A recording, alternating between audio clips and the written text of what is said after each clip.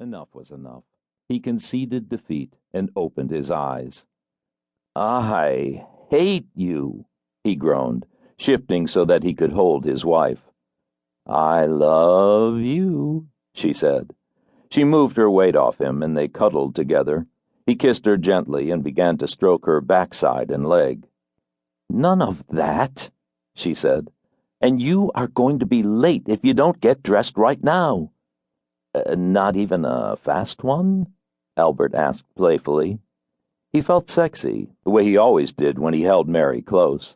After all these years of marriage, she still aroused him. "No." "I knew I shouldn't have married a frigid girl."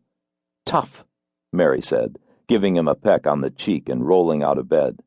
"You knew what you were getting when you married me. Now scoot, or you'll be late, and Commissioner Hadley won't give you the salary for those extra attorneys you want." "Hadley, shit.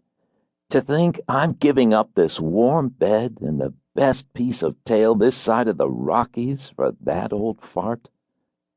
Next time I run for office, you make sure that the public knows about the sacrifices I make.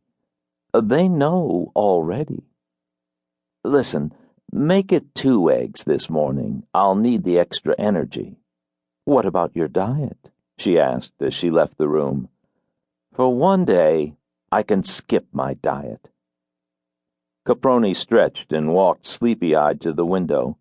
The snowstorm outside obliterated any trace of the beautiful landscape that he usually saw upon rising. He yawned and scratched. Despite the ugliness of the day, he was happy. In fact, he could not remember a day in the past few years when he had not been basically happy.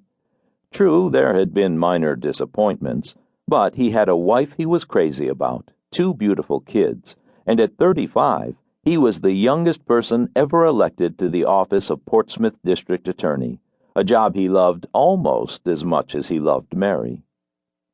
Al was a career district attorney in an office that was traditionally staffed by bright new law school graduates who stayed the 2 years it took to gain trial experience and make contacts, and then moved on to practice corporate law. Al had enlisted in the Army after college. After the Army, he had entered night law school and had worked days as a Portsmouth policeman. His last year in law school, he had been assigned to work as an investigator with the district attorney's office. His contact with the criminal side of legal practice quickly dispelled any thoughts he might have had of practicing corporate law. And if he had ever pictured himself as a criminal defense attorney, 1 year with the DA had changed that. Shortly before graduation, Al had asked Herb Holman, then the district attorney, for a job. The deputy district attorneys he had worked with had given him glowing reports. Albert Caproni was sworn in as a deputy district attorney on the same day that he received a letter from the state Supreme Court informing him that he had passed the bar examination. That was many years ago. In between, there had been a rapid rise through the office, which had resulted in his appointment as chief criminal deputy when Harvey Babcock, one of Al's closest friends, was elected DA. It had been a time for celebration. Then, as soon as the excitement of a new administration had begun, it had ended. A car driven by a drunk driver had hurdled the lane divider on the interstate and had killed Harvey Babcock. Albert Caproni had been the unanimous choice to fill the vacant post.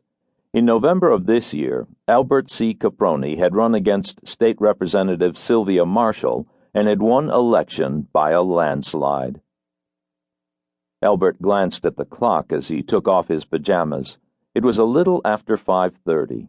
Al always worked long hours. Even as a kid, he had held down a part-time job after school to help out the family. He did not mind the hours. He had been working like this so long that it had become routine. When he was a trial attorney, it was those extra hours of added preparation that had made up for his lack of brilliance. He always took extra satisfaction in whipping one of the boys from the prestige firms or law schools on an obscure point of law that he had dug up after hours of diligent research. Albert dropped his pajamas on the bed and started for the bathroom. He stopped in front of the mirror and looked at his body. He was neither pleased